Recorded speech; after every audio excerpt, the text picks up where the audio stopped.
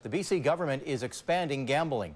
This morning, the BC Lottery Corporation became the first government-run company in North America to run a legal online casino. And the province says the extra money it takes in will go to pay for your medical care and education. But critics are not convinced. As A News reporter Stephen Andrews shows us, the move now means you can gamble anytime, anywhere. Walk into any casino and the noise from slot machines can be deafening.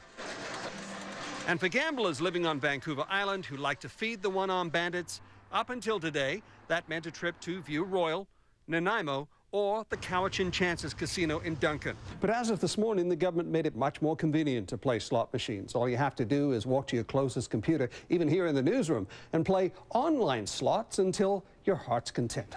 Games like Pimp My Slot, Roulette, and Blackjack, all available anywhere in BC, anytime, even in towns and cities that have banned casinos.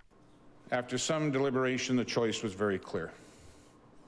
And that choice was that British Columbia today must become the first jurisdiction in North America to operate and regulate online casino gaming where revenues generators stay here in British Columbia and support provincial and local programs and services. It's a huge change in the BC government's policy on gambling. 10 years ago, they were against expanding gambling, concerned about gambling addiction. Now it appears the Liberals themselves are addicted to gambling, setting their sights on the annual $20 billion online industry, $610 million of that spent in Canada. In British Columbia, that number is a little over $100 million, and it's spent offshore.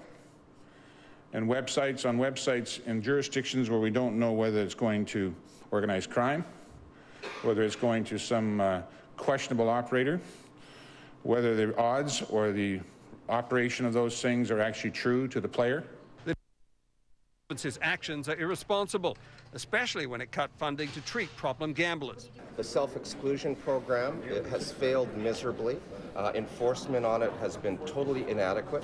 The government now is radically expanding internet gambling, an area where they acknowledge is the most problematic when it comes to problem gamblers. And I've seen no evidence here that there are programs or the work has been done to ensure that people are going to be protected.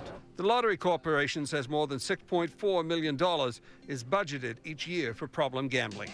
In Victoria, Stephen Andrews, A News.